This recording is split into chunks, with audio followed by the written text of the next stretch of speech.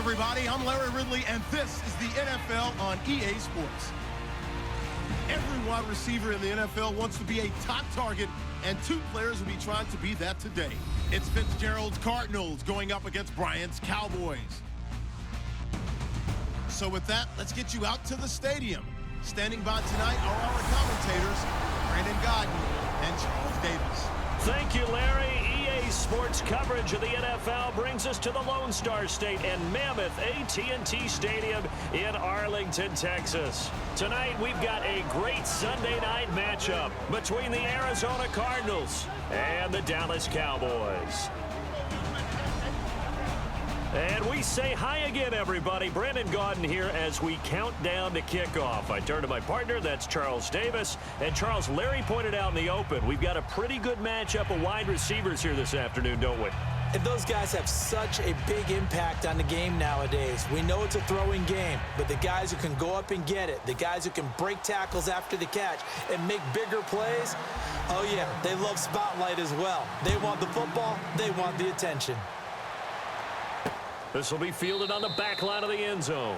And no run back here. This will be a touchback, and it comes out to the 25-yard line. And leading the attack for the Cardinals is the 12th-year man from USC, Carson Palmer.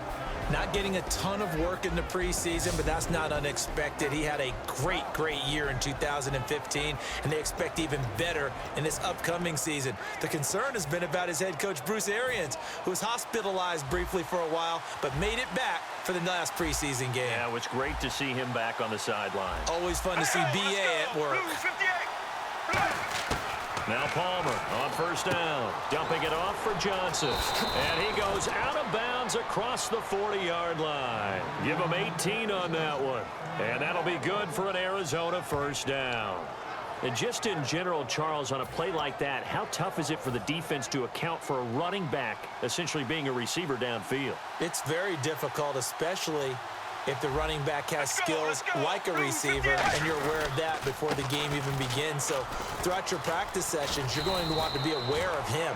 Where is he lining up? What can he do? What kind of damage can he do to us downfield? And who can match up with him without weakening our overall defense? You're exactly right. It's a tough task to match up to him. Have you talked with your friends who are in the fantasy leagues? I keep hearing David Johnson's name is coming up in a big way. Well, he was a steal third-rounder out of Northern Iowa, and I think last year started as a fourth-string back, didn't he? He certainly did, but boy, he produced as the year went on. Remember, can run it, he can catch it. He was a wide receiver at Northern Iowa before he became a running back, and also has great kick return ability. Ran one back for a touchdown in 2015. Over the middle here to Brown. And this time he's able to take it down to the 42. It'll be a gain of 6. And just like that, it's third down. And now on third down, they'll need to get it to the 36 to pick up the first. And on third down, the Cowboys bring in an extra defensive back. Well, clearly one of his advantages as a passer is his height. Sit back in the pocket, fired over the middle. That makes things tougher defensively, doesn't it? It really does, because your goal is to move the quarterback off his initial spot when he gets his drop back completed. But when you have that type of height, he can stay in there if he's willing to take the hits and just fire over the top, which saves him time and actually completes a play a little bit quicker than it normally does for a quarterback who has to slide and find open space to throw. And when you're playing a quarterback with some experience and some moxie, you enter the danger zone when you decide to blitz him, because if he's able to diagnose as he did on that play, he can hurt you downfield. He reads defenses so well, doesn't he? He really does, and the best part about that play for him, I don't think that was his primary target. I don't think so either. I think he had the read, figured out where the blitz was coming from, and went to a secondary target for a really nice gain. Here we go. 1, 18. 1. Now Palmer to throw on second down. Able to get away. That's why you keep the legs churning. And seeing nowhere to throw, he chucks this one away from harm. Incomplete. Now it's third down. The 7th play now of this opening drive. This is third and long, though. So now at 3rd and 12 with an extra defender here in the secondary. A nickel look. On third down, Palmer. And he'll just toss it away. So he throws it away, and that brings up 4th down. Sometimes the coverage is so good, no matter what you're doing on offense, you just can't shake anyone free. They try their best to find someone open, but They took away every passing alley, every angle, and shut the play down. And Catanzaro's kick is right through, and the Cardinals have the first points. It's 3-0. So it's our visitors who make the first dent in the scoreboard as they get 3 here on the initial drive of the ball game. Yeah, it's hard to say who actually won that opening drive. On the one hand, anytime you can come in as a road team and get an early lead, you're going to be thrilled. But at the same time, to have the ball as deep in enemy territory as they did and come away with only 3, that's got to be a little bit of a disappointment.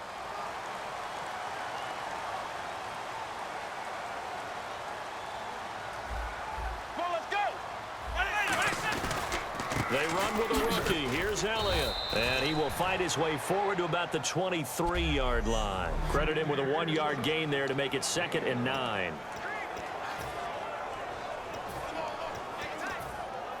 Clock rolling as we hit the midway point of this first quarter.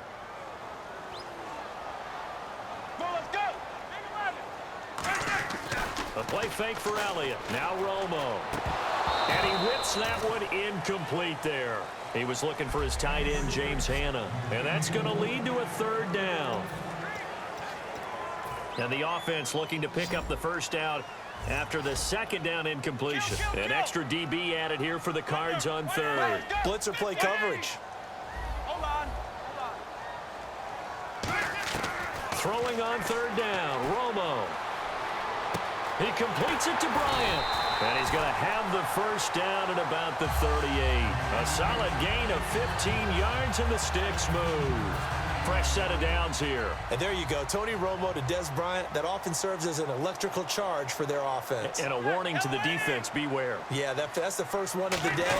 You have to figure there's plenty more to come. A first down carry by Elliott. And he is going to lose yardage here. A loss of a full 3 yards, and now it's 2nd down. One of the toughest things for an offensive lineman to learn is the ability to get in space and hit people who are moving targets. And linebackers are not easy ones to hit because they know how to move, juke, and make you miss. And that's exactly what he did on that play. A nice play for the defense. And he hits Jason Witten, the tight end. That one good for 12 yards. And that'll bring up what looks to be a 3rd and inches. Can't be more than a half a foot. And he's the epitome of what we call the move tight end. A guy that you can line up anywhere. In the slot, out wide, in tight. Doesn't really matter because he has such great skills. You want to utilize him in all aspects of your passing offense. And there he was in the slot for the catch. It's a gain of just a couple there, but it's enough to get him the first. I always appreciate runners who understand situations. That was just 3rd and inches. No reason to dance around in the backfield and try and break off a bigger play. Just go pick up the first down, and that's exactly what he did.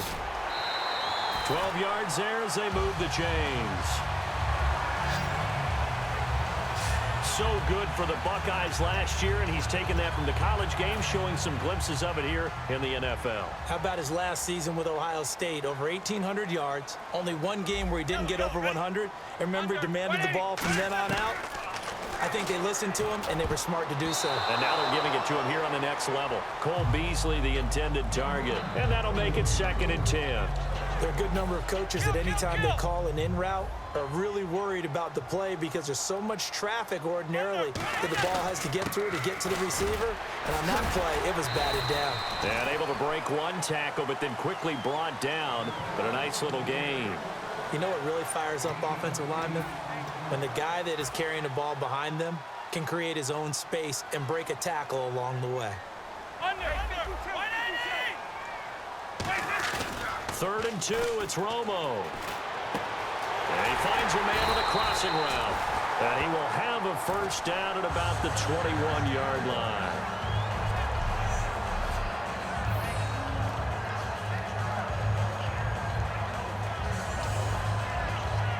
And this will probably be the last play of the quarter.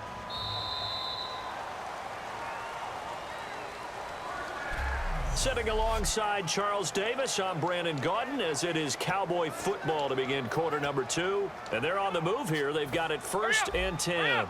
Well, just play after play after play on this long drive for the offense.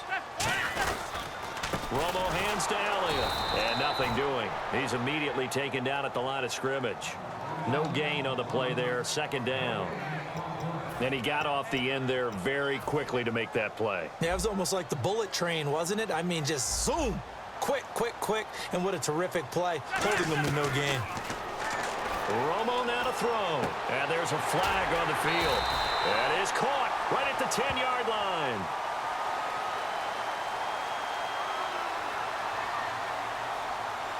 Holding offense.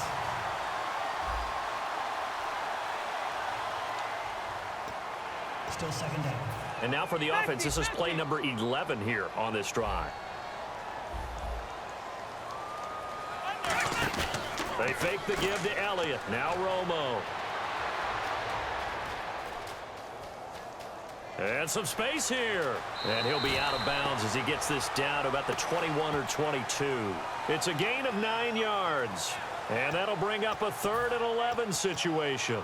Partner, was a definite passing down, but he was able to leak out and pick up some good yardage, even though the coverage was excellent. Maybe it's not exactly how they drew it up. They still got a big chunk of yardage on 2nd down. And that's caught by Beasley. And he's able to pick up the 1st down before he's tackled right at the 10. Well, the advantage has certainly shifted to the defense as we began that 3rd down play, and they found a way to foil it and pick up a 1st down. 3rd time's a charm, right? 2 incompletions. Had to have it on 3rd, and they got it. Yeah, they stuck with it, weren't daunted at all, and picked it up. So that run gets them about halfway home. Yeah, it's now 2nd and goal. The end zone beckons. It looms. They can do whatever they want. Full playbook. Run it again, or they can go play action and try and put it in that way. Try to drop one in, but it's incomplete. Des Bryant, the intended receiver. And that'll make it 3rd and goal. Long drive. The defense just cannot seem to catch a break and get off the field. An extra defensive back on the field here for 3rd and goal. Now a play fake, and it's Romo being chased out left. And he fires one, but incomplete. Jason Witten, the intended target. And that's going to make it 4th down. Now Dan Bailey, 30 of 32 in field goal tries last year. From the left hash, should be a fairly easy one here. And Bailey able to knock it through. And that will tie us at 3-3. So the drive takes him inside the 10, but it ends with just 3. And a nice job defensively to rise up and make sure they didn't get in.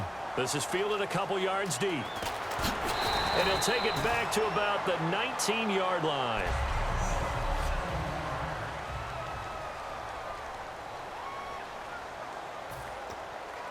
And the Cardinals getting set to trot out there now. And after the field goal last time, we'll see what they can get here. At least they got points out of the last drive, Charles. I never met an offensive coach that didn't want to drive to end with a kick. Most of them wanted to end with a PAT, right? In this case, a field goal, they'll take it.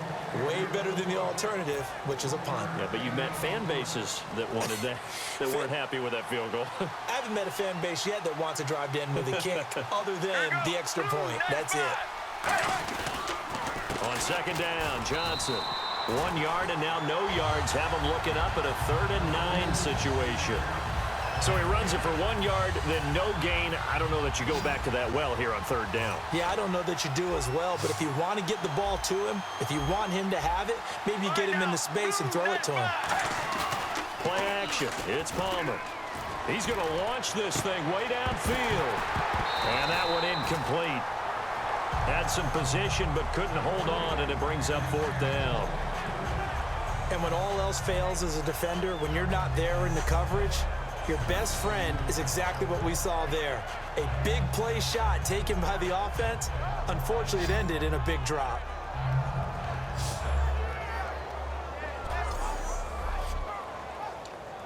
Now on 4th down, here's Drew Butler in punt formation. Lucky Whitehead back deep for Dallas.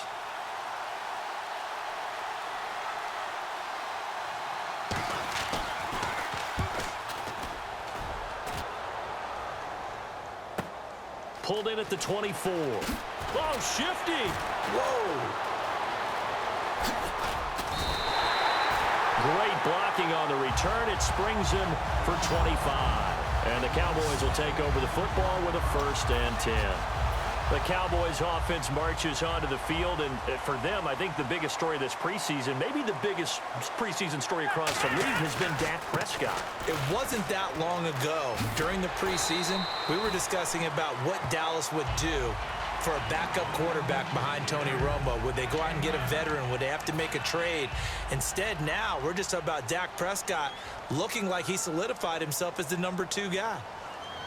One man in the backfield, Elliott. He'll get the football here. And he'll go down here at the 35-yard line. It's an 8-yard pickup and leads to a new set of downs. 2 minutes to play in a tightly contested first half. We're back to Arlington right after this timeout. We remind you that coming up at halftime, we'll take you to Orlando and Larry Ridley. Larry will have highlights and analysis of this first half. I'm guessing mostly defensive highlights that we will see. Yeah, that's kind of cool. No touchdown scored yet so far. Yeah, none whatsoever. And it pops free. The collision there jarred the ball loose and brings up second down. You can feel the anguish all the way up here. It certainly looked like he had that one in the end zone, open, unable to hold on to it.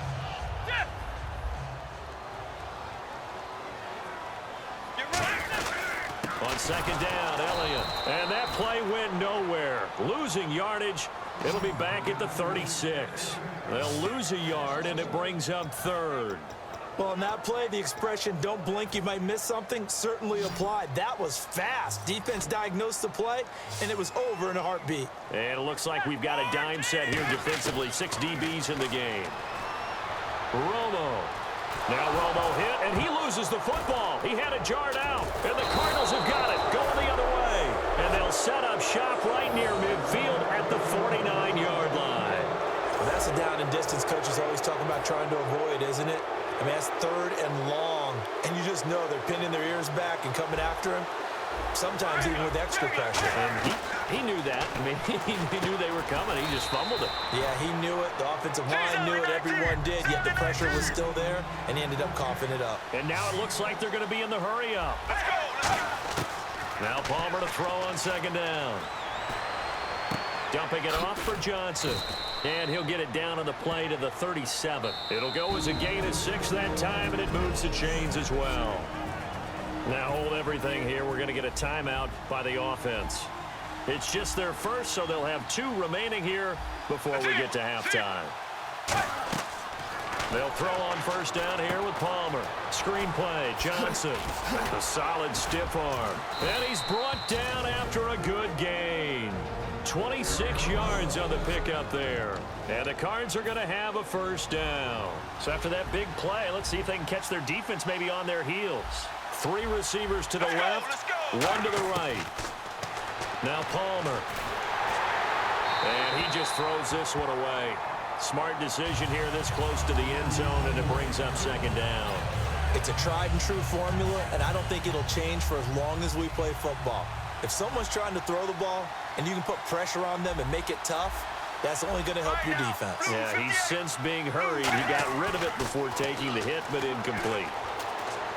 And Gresham's got it over the middle. And he is into the end zone. Touchdown, Arizona. Jermaine Gresham from 10 yards out. And the Cardinals are in for 6. And he puts it through.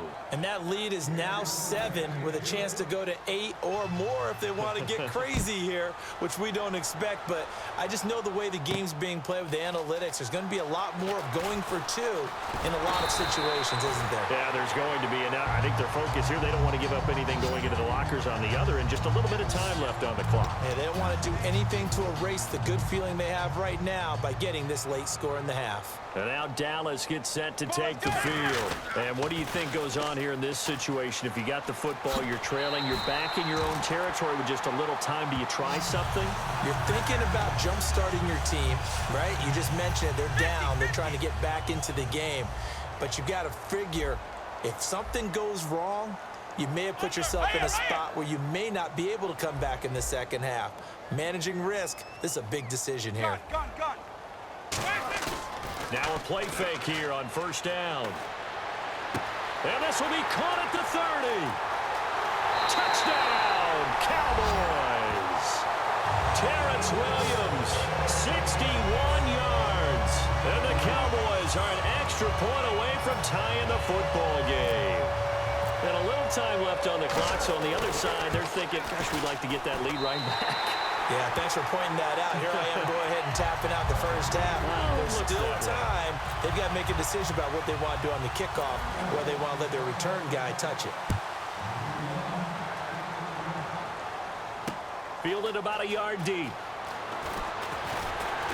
And he'll make it across the 20 as his guys will set up shop at the 23-yard line. Arizona getting ready to go as they take the field. And with time quickly fading here in the second quarter, not sure how aggressively, offensively they want to play this. I think we'll find out just how much they trust their guys in this situation if they decide to take a shot. On the ground, this is Johnson. And he'll fight forward to about the 27-yard line. And give him 4 yards there. It'll be 2nd and 6. Not a run that you're going to write home about, but still a good first down run. That's what an offense calls staying on schedule. 3 to 4 yards on first down, you're set up very well for the rest of the drive.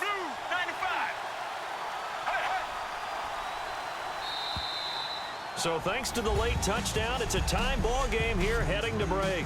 As we send you on over to Orlando, where we'll check in with Larry Ridley. He's got our EA Sports Halftime Report. Larry? Thanks, Brandon. I'm Larry Ridley, and welcome to our EA Halftime Report. Let's look back now at this closely contested first half. So we've got a tie game at half, and you can bet both coaches are in that locker room making adjustments and telling their guys to just keep playing hard like they did in the first half. So let's take a look at some of the highlights from the first half. 3rd down from the 42. Fails, got the catch here on the quick pass, and he'll end up at the 20-yard line before being tackled. Cardinals will stall out, settle for a field goal. Cowboys with the ball midway through 1. The pass and catch is made on the slant, and he'll eventually be brought down, but not before getting to their own 38-yard line. Later on the drive, they'd stall out and settle for a field goal. Offense out now after the fumble. Gresham's the target here, and that is a house call. That puts them up by a touchdown.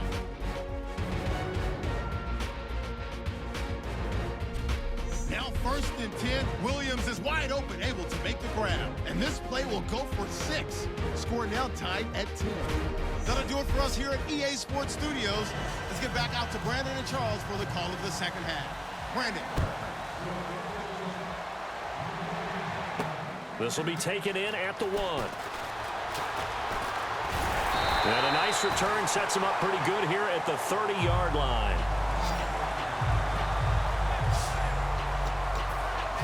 Out come the Cowboys now as he'll go on offense first here in this 3rd quarter. They have a chance to break our tie here as we get a look at the first drive of quarter 3.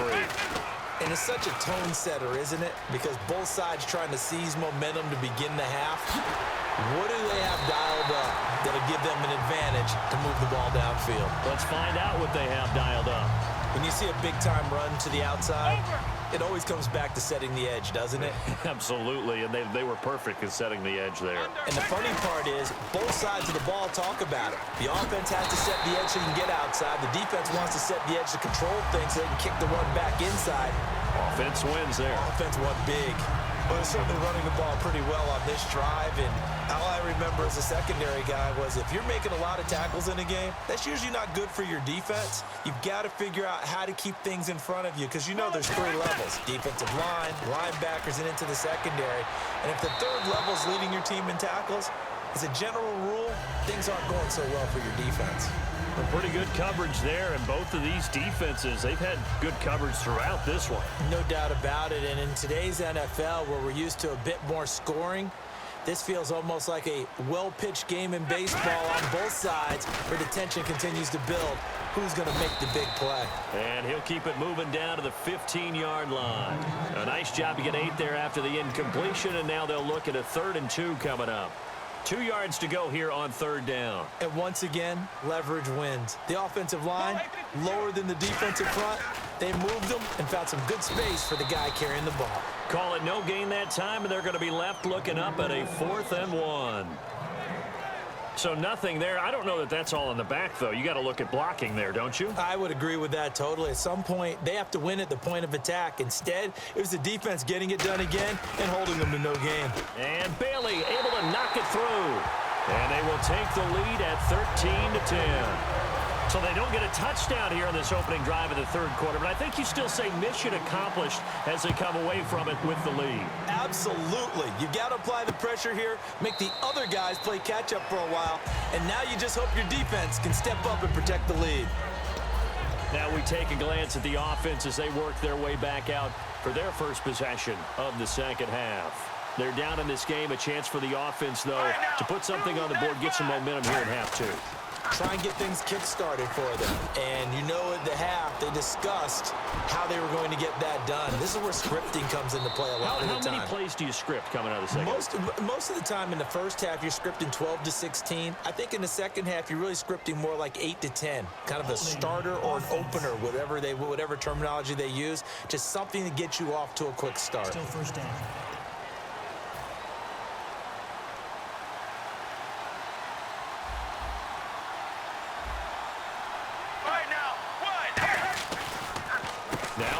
And he'll lose yardage here, back to the 15. It's a loss of a yard there, and now second down. I'm actually surprised they didn't get out of that play. I didn't see anyone pressing the line of scrimmage for the defense.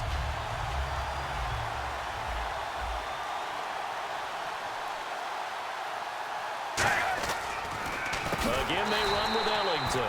And he'll lose yardage here. Back at the 11, he goes down. It's a loss of 4. Now third down.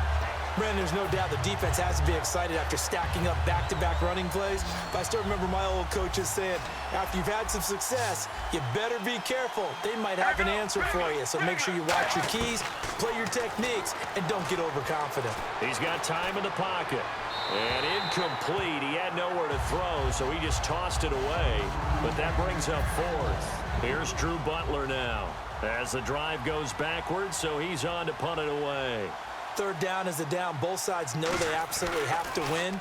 And the name of the game for the defense is pressure on the quarterback. But pressure on the quarterback with contact, that's how you end up winning it. Penalty marker is down here.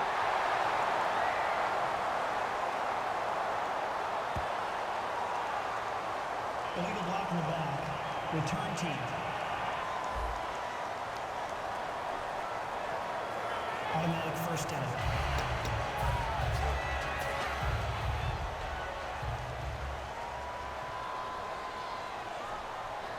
One man in the backfield, Elliott. Now they'll run it on the toss.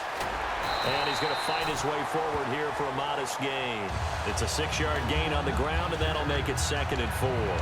And third quarter here, you've got the lead. This is where that strong run game can really benefit you. Stayed in bounds there, kept the clock going. I like all the points you just made there. And if you throw the football and it's incomplete, now you stop the clock, and you've helped out the guys on the other side of the ball. So keep it in the hands of those runners. Keep moving it. Keep grinding clock. A tough run by Ezekiel Elliott, the 4th overall pick in the 2016 draft. If you watch tape of him in college, you saw plenty of those runs because I know the highlights showed him in the open field breaking away from people, but that's how he wore down defenses, those exact type of runs. Another carry tonight for the workhorse Elliott.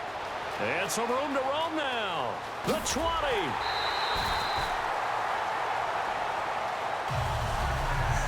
One quarter remains here on a Sunday night. We'll return with back now in Arlington. It's been a very hotly contested game to this point. Just a field goal separating these two teams as we get set for the fourth quarter. Let's go. Here's Morris. And there's a flag on the play. And he'll get this one down to about the 10-yard line.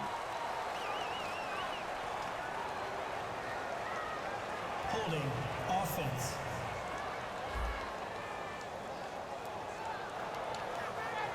Still first down. Looks like the defense in press coverage here.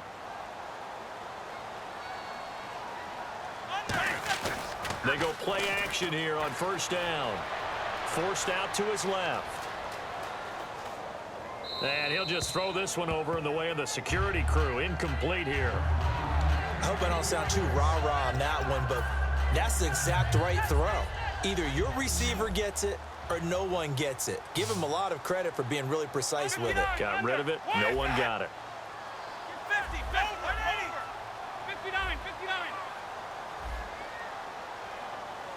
Hey! Bryant, the lone receiver, left. On second down, here's Romo. And he'll be hit as he releases it, and that'll fall incomplete. The good signal callers would never go back in the huddle and play the blame game because they need those guys to protect him. But on that last one, his offensive line, they lost their leverage very quickly, and that's why they were able to get to him and hit him as he tried to throw the football and force an incompletion. Third and long here. It's Romo. Out left side here to Bryant. And he is out of bounds, just a yard or two shy of the 10. They got the completion, but they didn't get the first down. So you got to think if you're on the defensive side of the ball, you're pretty happy with what you just accomplished there. Yeah, guy, like you said, got him out of bounds, stopped the clock, kept him short of the marker. So they get the 3 here, but you wonder whether that's going to be enough. Yeah, I mean, you've now made it so they need a touchdown rather than a field goal to catch them. But you're right. If they'd gotten 6 out of that drive, this would be a much different game. And he'll bring it a few past the 20 to the 23-yard line. And the Cardinals offense here ready to take over. And on that last drive, went for it on 4th, turned it over. A good job by their defense, though. They held them to 3, but this offense, they've got to be a little bit better, a little bit more careful here. And sometimes when you see these calls on 4th down, when they decide to go for it, it's not necessarily the coach saying, I believe in my offense. Sometimes the coach saying, I believe in my defense. I can afford to go for it here, because if we don't get it, I don't think we'll give up more than 3, and that's exactly what happened there. That factored in? I do. I think that he had that in his mind going into the game, that I'm going to be aggressive on offense because I know I've got a defense that can hold up their end. And down he goes, but he takes it up to the 40. 17 yards on the pickup there. The drive will continue. It's a first down. And that's one of his advantages of a passer, is it not? With his height, setting back there in the pocket, firing it over the middle, he can really see everything clearly.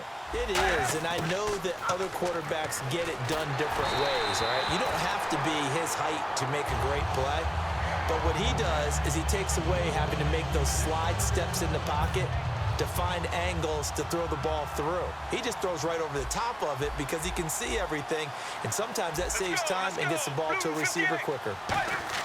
2nd and 10, it's Palmer again. And, oh, he took that in one-handed. What a grab.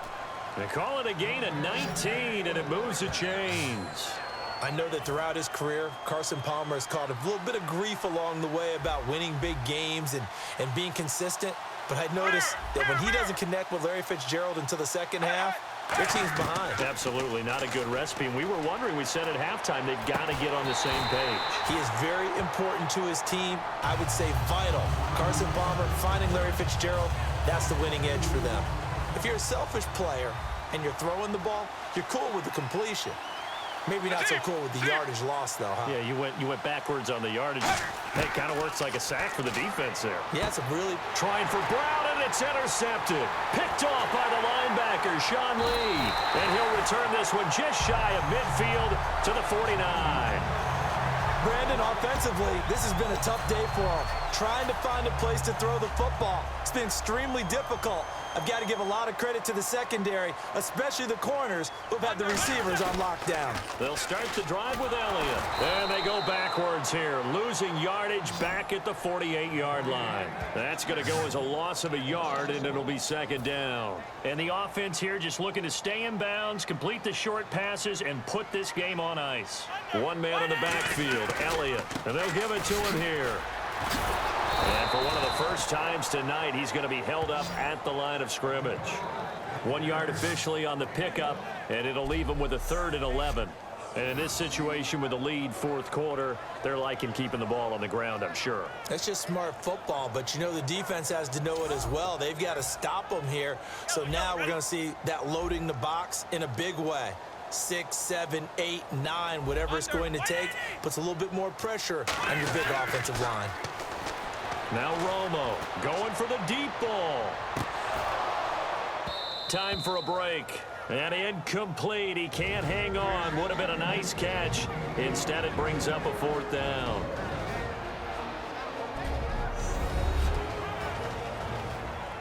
So the Cowboys in possession of the football here as we get you reset. And let's see what they've come up with offensively after having time to talk it over.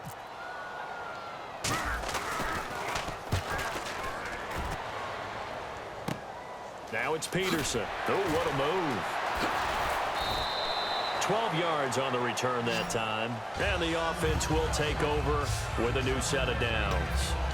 Our eyes shift to the defense of the Cowboys now. And they'll see if they can get one final stop with this crowd behind them. And let's face it, as much as we want to say it's all about the guys on the field, they can get some help right here from the home crowd. And they're going to try their best to get them motivated, get them involved. But they're going to need to make a play or two in order to keep them in that spot.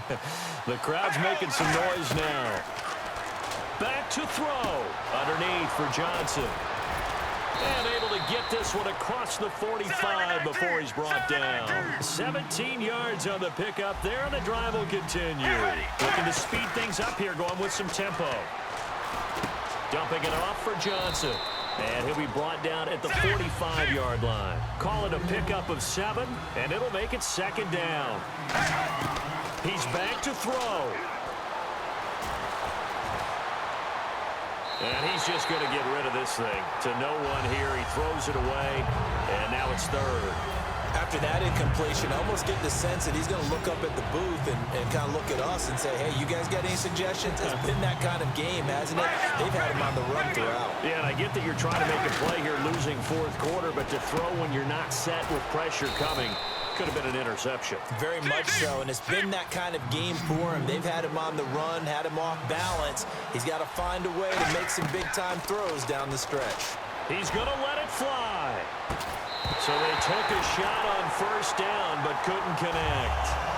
Tremendous field position there and a perfect time to do exactly what they did. Take a shot at the end zone. And they went for the big play, just unable to complete it. They'll look to throw.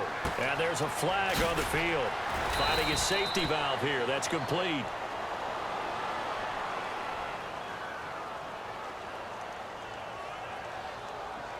Holding offense.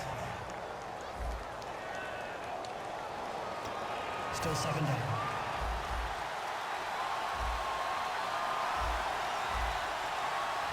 Let's go. 1-18. He'll look to throw. Finding time. He's going to flip one out here to his running back. And he gets it down to the 32. They'll give him 8 on the play, and that's going to lead to a 3rd and 12. And quickly, they get to the line. And, Charles, this infraction is going to be against the offense. False start. Sometimes you have to get up to the line of scrimmage, make sure your team is set before you begin your cadence. 7th play of this drive coming up, but a long way to go on 3rd down.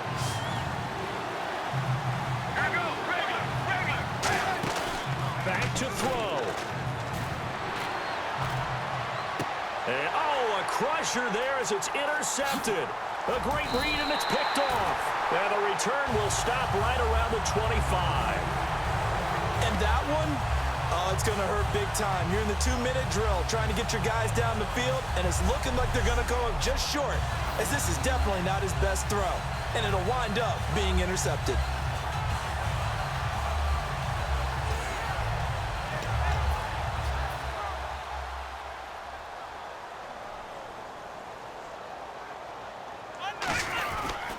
They start on the ground with Elliott. And he will lose. Now here's a timeout defensively coming from the Cardinals. All right, so the timeout over and all 11 men back out onto the field for the defense. They go to Elliott again. And some room to work. And he'll get it up to... And now the Cardinals going to use another timeout. That one good for 10 yards. And it'll be 3rd down.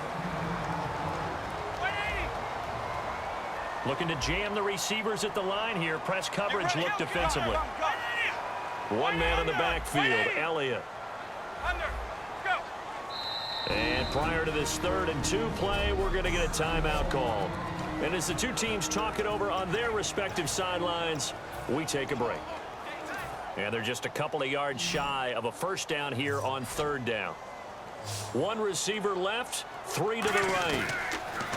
Back to throw. Romo. He's going to float this one deep right side. Into double coverage, and it's intercepted. It's the rookie Brandon Williams.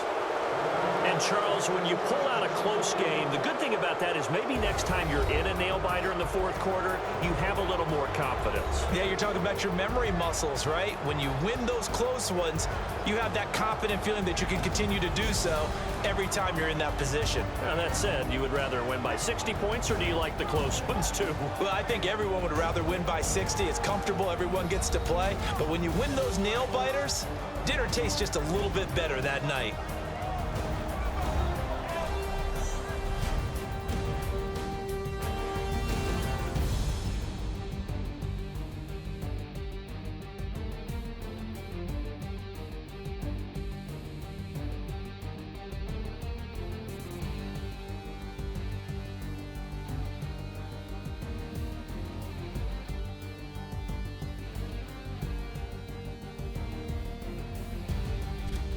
So that'll do it for us. For my partner, Charles Davis, and all the hard-working men and women on our crew, I'm Brandon Gaudin. You've been watching the NFL right here on EA Sports.